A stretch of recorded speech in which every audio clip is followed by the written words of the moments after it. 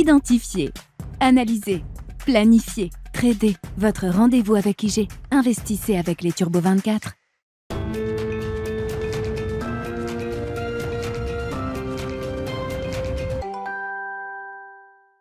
Bonjour à tous et bienvenue dans Smart Bourse. Smart Bourse, votre rendez-vous bourse 2 fois par jour en direct sur Bismart à 12h30. Tout d'abord, une demi-heure pour prendre le pouls des marchés à la mi-journée avant la grande édition du soir. 1 heure cette fois-ci pour revenir sur tous les enjeux économiques et financiers. Au sommaire de cette édition, l'indice PMI Composite qui mesure l'activité des entreprises témoigne d'une reprise plus forte qu'attendue de ces dernières en zone euro pour le mois de janvier. Celui-ci passe de 49,3 points au mois de décembre à 50,2 points au mois de janvier, dépassant ainsi le seuil des 50 points et repassant donc dans ce que l'on appelle une zone d'expansion.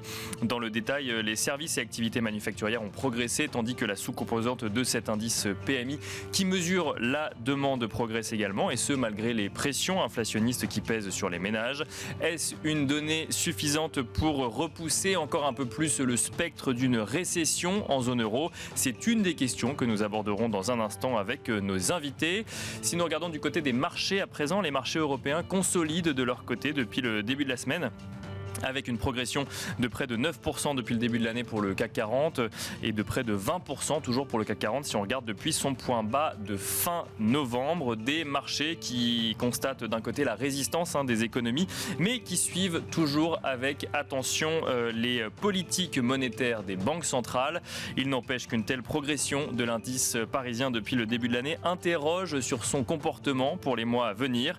La performance de l'année est-elle déjà faite? C'est une autre question que nous traiterons également dans un instant. Et puis enfin, nous reviendrons sur les stratégies d'investissement dans ce contexte, des stratégies qui s'adaptent à l'environnement économique et monétaire. Si l'environnement de taux bas a favorisé la prise en compte de la croissance future dans les choix d'investissement, le contexte actuel implique de se tourner plutôt vers les multiples de valorisation et les actifs tangibles. Nous en parlerons dans un instant en plateau. À tout de suite.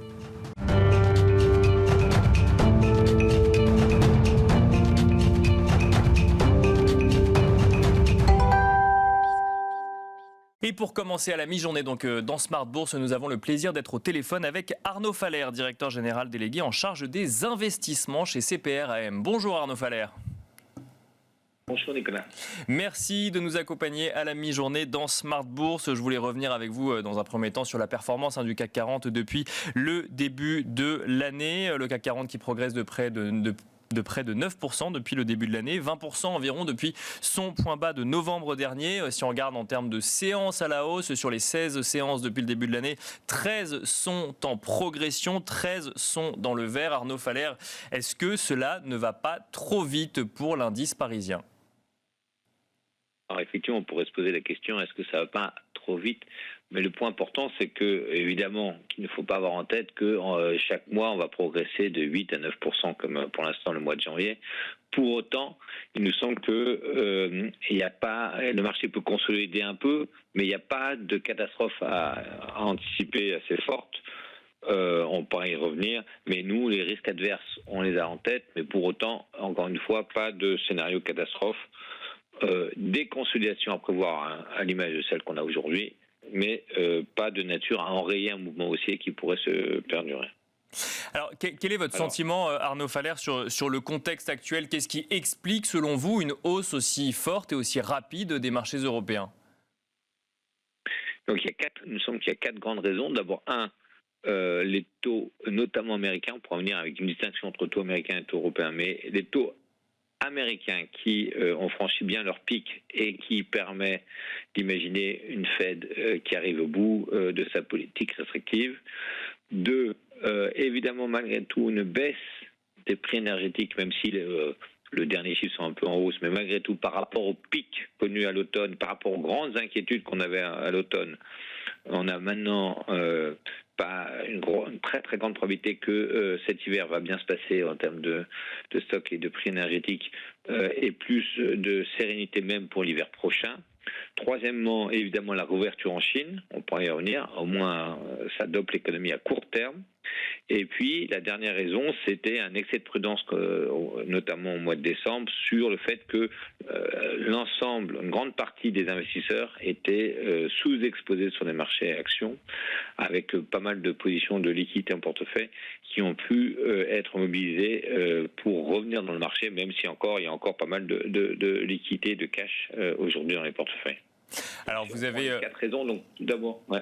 Oui, Arnaud, je voulais revenir sur chacun des points, notamment peut-être sur le point 1. Vous nous avez dit que les taux américains, alors effectivement, on pourra parler des taux européens dans un second temps, mais les taux aux États-Unis pouvaient devenir un facteur de soutien. On se souvient qu'en 2022, c'était plutôt, ça pouvait alimenter certaines craintes sur les marchés financiers. Aujourd'hui, ces taux peuvent soutenir finalement, venir soutenir la performance des marchés financiers.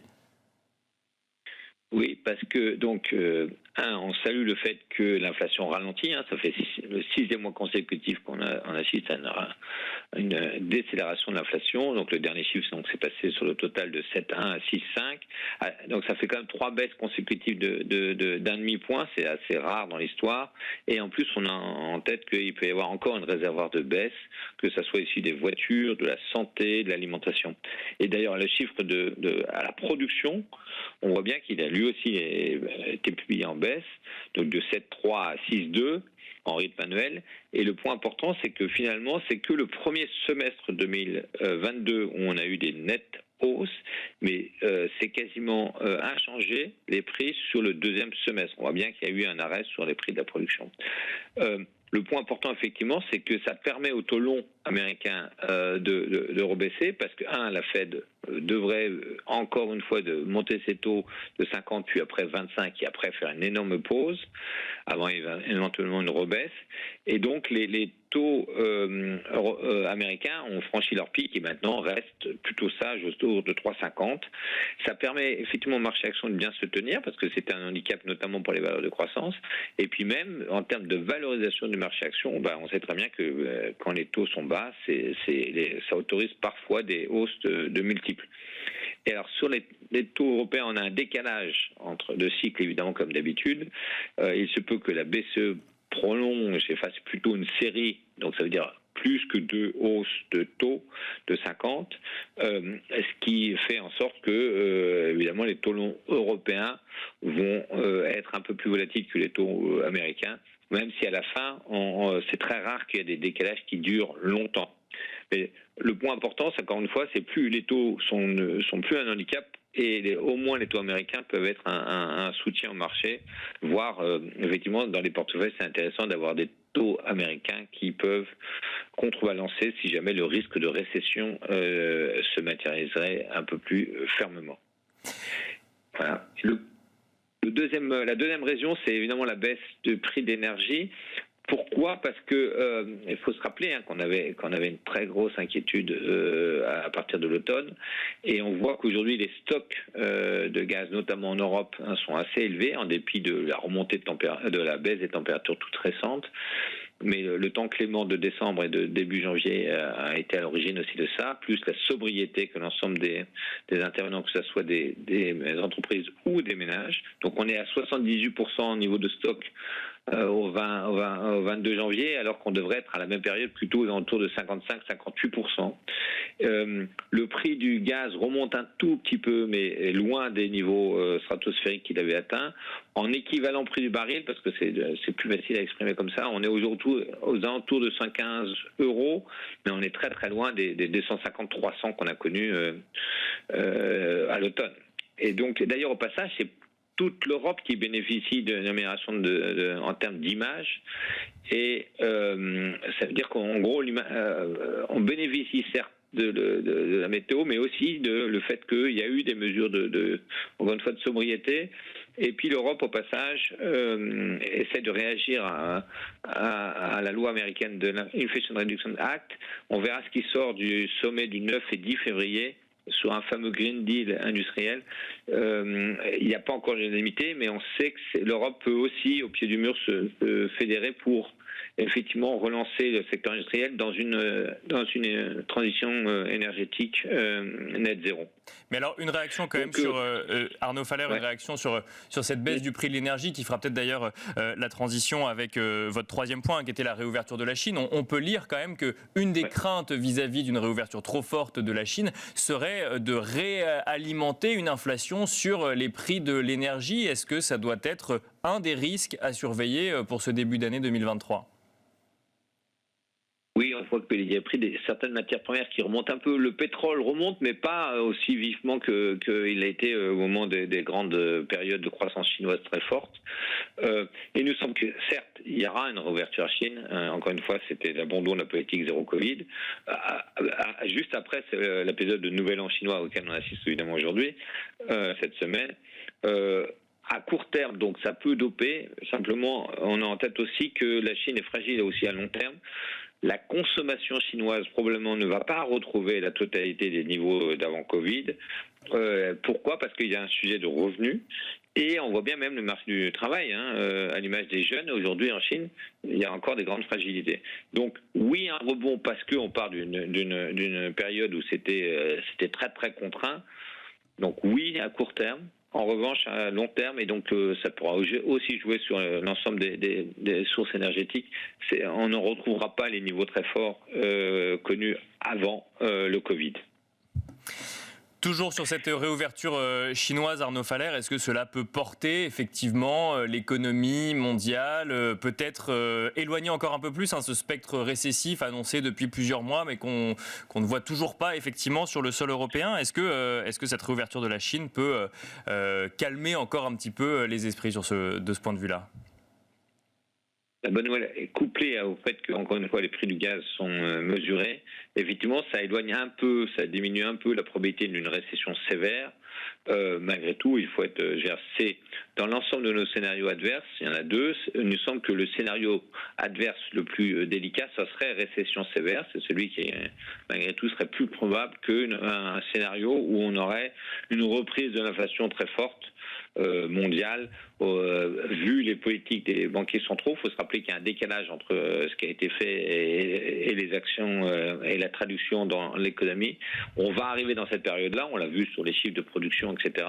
Donc le scénario le adverse, c'est-à-dire celui qui nous entraînerait plus bas, le plus probable, c'est quand même beaucoup plus récession sévère que inflation démesurée. Et alors, je voudrais revenir, Arnaud Faller, sur votre quatrième point, c'est cet excès de prudence finalement que vous avez mentionné, le fait que peut-être un certain nombre d'investisseurs étaient sous-investis. Est-ce que c'est ce qui vient expliquer finalement un effet multiplicateur sur les marchés européens, c'est-à-dire que la moindre hausse se multiplie du fait qu'on n'a pas envie de rater le train quelque part ? C'est effectivement ça, et effectivement malgré tout aussi l'image de l'Europe qui était, on a l'impression que c'était la fin du monde, qu'on n'allait jamais s'en sortir, et donc ça joue aussi parce que certes on avait des investisseurs européens eux-mêmes qui étaient sous-investis, mais il y avait aussi des investisseurs non européens qui étaient peu investis en zone Europe et qui trouvent qu'il y a en termes de valorisation il y a des écarts trop forts entre les valorisations du marché européen et par exemple celui américain et donc ils reviennent à juste titre pour profiter de cet écart. Et d'ailleurs sur le marché américain, c'est ce qu'on fait aussi en portefeuille, on préfère nettement les émergents et la zone euro au détriment des actions américaines. Il nous semble que les valorisations sont encore trop élevées aux États-Unis et notamment aussi les très très grandes valeurs qui avaient tiré la cote depuis plusieurs années. Les marges sur ces entreprises-là sont sous pression, donc ils essayent de réagir en coupant dans leurs effectifs. On a vu toute la série, Amazon, Google, Microsoft, et on voit d'autres qui vont peut-être arriver encore. C'est pas sûr que ça suffise pour maintenir les marges, et donc il est probable que dans un marché qui progresse en Europe, le marché américain retarde un peu ou fasse du surplace, et auquel cas c'est notre choix de surpondérer aussi bien la zone euro que les émergents. Il me semble que ça va durer pendant plusieurs mois. Un mot quand même, Arnaud Faller, sur cette notion de risque sur les marchés financiers. Effectivement, vous nous avez donné 4 grandes raisons qui expliquent effectivement une sorte de sérénité ou de confiance dans ce début d'année. Mais si on devait chercher le risque sur les marchés financiers, où est-ce qu'on le trouverait, Arnaud Faller ? Donc, le risque, il me semble, celui auquel il faut se méfier le plus, c'est clairement quand même un risque de récession sévère. Pourquoi ? Parce que la consommation aux États-Unis, elle tient un peu, mais malgré tout, il y a quand même quelques chiffres qui peuvent nous inquiéter. Le dernier chiffre de consommation était en retrait. Le chiffre de production industrielle aux États-Unis aussi était bien en retrait. Il nous semble qu'on peut avoir les conséquences, encore une fois, des hausses de taux de la Fed qui voulait faire ralentir l'économie, et après, comme d'habitude, on veut la faire ralentir. La question, c'est est-ce qu'on la fait ralentir jusqu'à zéro, ou est-ce que malheureusement l'économie va encore plus loin. Donc c'est ce risque-là de récession sévère, en dépit du fait que, encore une fois, la Chine se réouvre, mais ça peut être juste de très court terme. Et les grands gagnants dans le risque de récession sévère, ce serait plutôt les taux d'État américains, et les perdants, ce serait évidemment les actions les plus cycliques de la cote.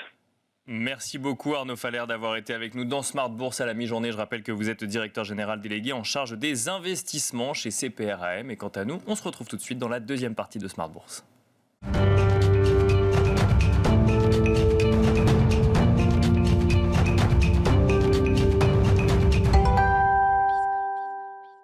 Et l'on continue toujours dans Smart Bourse à la mi-journée pour cette deuxième partie de l'émission. Nous avons le plaisir d'être accompagnés en plateau par Adi Lamor. Bonjour Adi Lamor. Bonjour Nicolas. Bienvenue sur le plateau, vous êtes directeur général de Schellcher Prince Gestion. Nous allons tenter de comprendre un petit peu comment vous voyez ce début d'année sur les marchés financiers. Un début d'année en fanfare, si on regarde en tout cas les marchés européens, avec d'ailleurs un Nasdaq qui repart lui aussi depuis 2 jours. Il y a une croissance d'un peu moins de 5% depuis 2 jours. Des enquêtes PMI qui montre que l'activité repart également dans les entreprises. Une Fed dont on attend qu'elle soit un petit peu plus accommodante lors de sa prochaine réunion de politique monétaire. Est-ce que tous les signaux sont au vert pour cette début d'année, Adi Lamor ?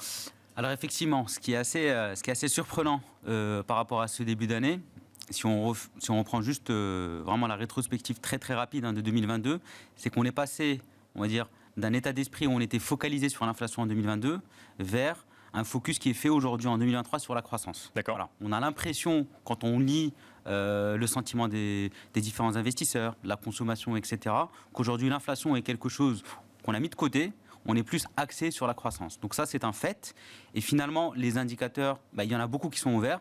On a mis l'inflation de côté. A priori, les marchés semblent dire que le côté récessif, on en parlait à un instant, est en train d'être lui aussi mis de côté. Mais alors, un mot sur l'inflation. Si on la met de côté, ça veut dire quoi ? Ça veut dire qu'on considère que les banques centrales ont fait le job, entre guillemets, et qu'on va revenir vers du 2%. Et la question, c'est quand ? Ou c'est juste qu'on se concentre plus sur un autre indicateur qui alimente les craintes, à savoir est-ce qu'on va être en récession ou non en 2023 ? Alors, sur l'inflation, mon humble avis, c'est qu'aujourd'hui, structurellement, on est dans un monde où il y a une inflation qui est cyclique et une inflation qui est structurelle. La composante structurelle, par rapport à, on va dire, plusieurs décennies où finalement on était proche de zéro, aujourd'hui on a quelque chose qui est en place qui est autour de 2%. Donc tendanciellement, est-ce qu'on va casser le seuil des 2% en termes d'inflation mesurée ? À mon sens, la réponse est non. Par contre, ce qu'on constate, et ça c'est assez factuel, on va dire des deux côtés du monde développé, tout d'abord aux États-Unis, une inflation qui a été stimulée par la demande, avec une spirale inflationniste prix-salaire qui s'est accélérée. Là aujourd'hui, les différents chiffres qui sont publiés montrent que les salaires décroissent. Voilà. Et il y a un effet assez vertueux finalement dans la décroissance de l'inflation par rapport au salaire, c'est que en termes de négociation pour un salarié, quand on constate une inflation qui baisse, mécaniquement les prétentions salariales, elles vont aussi être tirées vers la baisse. Ça c'est le premier point. Et côté Europe, c'était une inflation stimulée par l'offre, avec la crise énergétique notamment, donc un effet exogène qui était subi par l'Europe. La baisse de l'euro de façon extrêmement significative. Je vous rappelle, Nicolas, qu'on avait cassé l'année dernière le seuil de la parité. Bien sûr, on s'en souvient. Oui. Voilà. Donc ça, c'est un point à avoir en tête. Donc finalement, quand on met de côté ces deux éléments en Europe, on a évacué, on va dire, les grandes inquiétudes liées aussi à l'inflation. Et le marché, à mon sens, semble intégrer ces éléments aujourd'hui et beaucoup plus finalement focalisé sur est-ce qu'on va rentrer dans une récession sévère, light ou pas du tout de récession. Voilà. Et notre scénario chez Schellcher Prince Gestion, c'est de dire l'inflation, elle est structurelle, il y a une composante qui est là, certes. D'accord. Globalement, les banques centrales ont fait une bonne partie du travail. Et la croissance, dans le monde développé, mais potentiellement également dans le monde émergent, on sera sur des rythmes qui vont rester acceptables. Donc vous ne voyez pas de récession pour cette année 2023, que ce soit en zone euro ou dans d'autres régions du monde? Alors, à mon sens, aujourd'hui, notre scénario central, évidemment, modulo des risques exogènes qui peuvent arriver, noircir le tableau. Bien sûr, oui. Notre scénario central, oui, c'est un scénario de ce qu'on appelle un anglicisme de soft landing, finalement une croissance molle. En termes réels, autour de zéro. On ne sera pas sur du 2 ou 3%, mais autour de zéro. Et avec une inflation qui perdure. Encore une fois, le focus par les consommateurs, il est fait sur les chiffres nominaux. L'illusion nominale fait que, même si en termes réels, on perd du pouvoir d'achat, on a l'impression d'en gagner, on consomme plus. Et ça stimule finalement beaucoup d'entreprises dans le monde du retail notamment. Je reviens sur ma question initiale. Est-ce que tous les signaux sont au vert en ce début d'année ou est-ce qu'il y a un petit aveuglement des marchés financiers? Alors, moi, le côté énergétique, à mon sens, aujourd'hui, on peut le mettre de côté. Là où il y a un point d'inquiétude, quand on regarde ce qu'on appelle les WIRP, c'est-à-dire les anticipations finalement des évolutions des taux directeurs, notamment aux États-Unis, le marché directeur, aujourd'hui dans le monde financier. Sur le S1, on a quelque chose d'assez consensuel, donc de hausse de 25 points de base pour nous amener à 5% en taux terminal. Par contre, à la fin d'année 2023, le marché anticipe 75 points de base de baisse. Donc si je devais résumer, je pense que le S1, on est dans une logique assez constructive. Par contre, le S2, le marché risque d'être un tout petit peu surpris parce qu'on n'anticipe pas un U-turn aussi violent de la Fed. Peut-être une baisse de 25, mais 75, ça paraît énorme parce que, à mon sens, la Réserve fédérale américaine devra maintenir les taux élevés, justement du fait de cette inflation structurelle qui est là et qui est installée. Quand on a un CAC 40 qui augmente de près de 9% depuis le début de l'année, alors que le mois de janvier n'est même pas fini, qu'est-ce que ça implique pour le reste de l'année? Ça implique que mécaniquement, les gérants d'actifs vont se retrouver face à de la volatilité? Alors effectivement, on a eu une hausse en quasi-ligne droite, donc de façon très rectiligne, mathématiquement parlant, c'est très joli. Et aujourd'hui, ce qui est assez notable, et vous l'évoquiez Nicolas, c'est qu'on a même eu le Nasdaq qui a pris 5% sur 2 jours. Bon, pour moi, on est passé d'une ère, on va dire, très axée sur les valeurs de croissance, qui valorisent des actifs de long terme, dans un cycle de baisse des taux tendanciel, une liquidité massive, vers un cycle où on va se focaliser beaucoup plus sur la valorisation. Donc pour répondre à votre question, non, on continue à travailler, ça c'est évident. D'accord, ouais. On a pris 10% en moyenne, il y a eu quand même un petit peu de dispersion. Tous les secteurs n'ont pas progressé de la même manière. Après, ce que ça implique, c'est que oui, on aura de la volatilité. Voilà. Comme on l'évoquait juste précédemment, on n'aura pas un mois de février qui va refaire du plus 10, mars du plus 10. On aura des baisses. Par contre, un très bon moyen aujourd'hui d'un point de vue stratégie d'investissement pour se prémunir, c'est de se focaliser sur la valorisation et sur des choses qui sont tangibles. Le goodwill dans un monde où on passe de Wall Street vers Main Street, c'est-à-dire en gros vers une valorisation boursière marquée vers la réalité des actifs que l'on a en portefeuille, c'est quelque chose qui peut être très bien protégé par des valorisations conservatrices. C'est le retour de la gestion active? C'est l'âge d'or peut-être de la gestion active? C'est un peu tôt pour le dire, mais... Un peu tôt. Après, vous le savez, chez Schellcher, on est très axé sur la gestion active. Mais je pense que dans un monde qui a démontré que la dispersion augmentait, et avec un acteur majeur, à savoir les banques centrales, qui s'extirpent finalement du monde financier avec ses liquidités massives, gérer activement un portefeuille, bien sélectionner les secteurs et avoir une analyse fine finalement des entreprises que l'on finance et leur capacité à générer des résultats tangibles, ça c'est quelque chose qui redevient sur le devant de la scène. Voilà. Avant de dire un mot également de l'obligataire, une question qu'on a déjà pu traiter dans cette émission, mais effectivement, où se situe selon vous le risque sur les marchés financiers, que ce soit en Europe, aux États-Unis ou même sur les émergents? Ouais. Alors, pour moi, le risque aujourd'hui, déjà boursièrement, on est monté trop vite. D'accord. C'est un point qu'on a évoqué. Donc, il y aura de la volatilité. Ça, donc, il faut faire attention au retour de bâton. Exactement. Ça, c'est un point qui est assez important. Ensuite, si on raisonne d'un point de vue un peu plus macro, la crise Ukraine-Russie, elle continue. On a tendance à l'oublier un petit peu sur les marchés financiers. Il y a tout un spectre aussi géopolitique qui est un nuage noir. Voilà. Il y a les relations Chine-Europe, US, Taïwan, l'Italie, l'Angleterre l'année dernière sur les élections. Il y a quand même des sources de volatilité sur le plan politique et géopolitique qui perdurent. Et sur le volet banque centrale, d'un point de vue très concret, ce qui serait très mal perçu par les marchés boursièrement parlant, c'est effectivement si on avait une réserve fédérale américaine qui passait une hausse de 75 à 100 points de base lors de la prochaine réunion. Voilà, c'est des risques extrêmes. Aujourd'hui, en termes d'allocation et de construction de portefeuille qu'on n'intègre pas, maintenant, il faut avoir des portefeuilles qui embarquent ce qu'on appelle dans notre jargon le droit à l'erreur. Voilà, le droit à l'erreur. Sur les actions, c'est des valorisations pas chères, typiquement le secteur bancaire, les secteurs qui sont liés au retail, à la réouverture des économies, et naturellement sur le marché obligataire avec des taux qui protègent. C'est quelque chose qui me paraît assez pertinent à avoir en portefeuille. Quelle vision justement sur ce marché obligataire en début d'année? Est-ce qu'avec une hausse du CAC 40 à 10%, on reste focalisé action ou il y a encore des choses à regarder du côté de l'obligataire? Alors sur l'obligataire, on a eu le mouvement quasi similaire. Voilà. On a eu sur le marché le plus risqué du spectre obligataire, c'est-à-dire le haut rendement, des resserrements de 50 à 70 points de base, ce qui est beaucoup. Sur les investment grade, d'une vingtaine à une trentaine de points de base. Donc oui, ça a rallié également. Les taux ont baissé. Donc aujourd'hui, les valorisations sont moins attractives qu'au 1er janvier. Ça, c'est une certitude.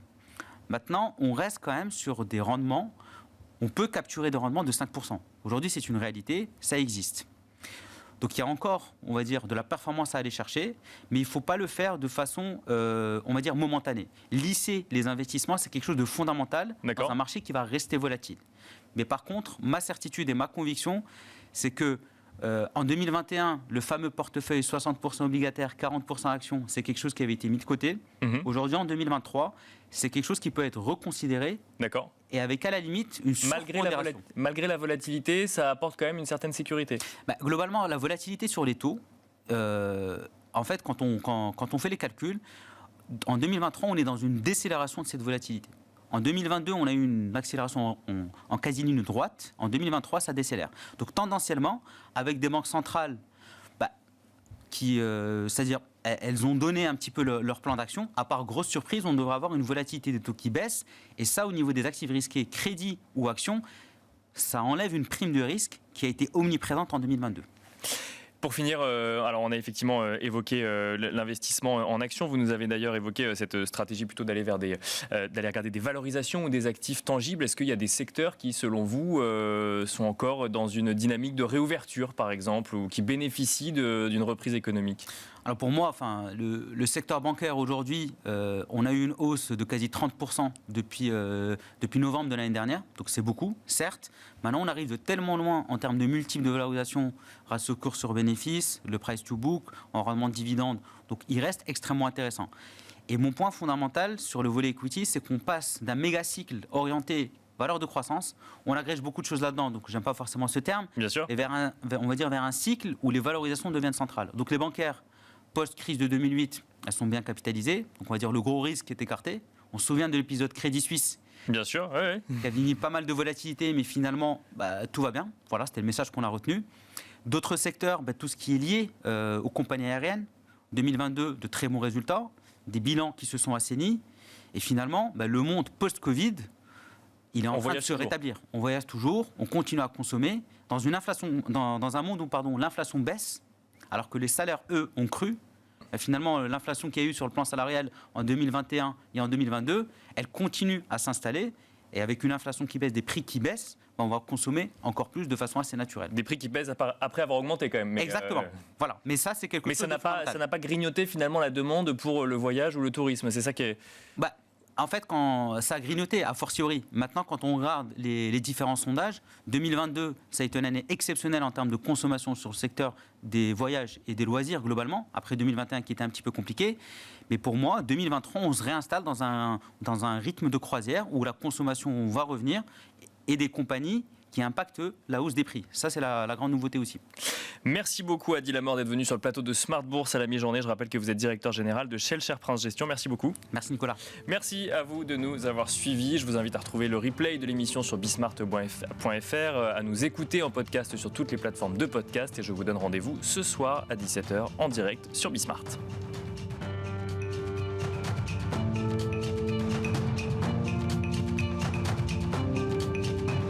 Identifiez, analysez, planifiez, tradez. Votre rendez-vous avec IG. Investissez avec les Turbo 24.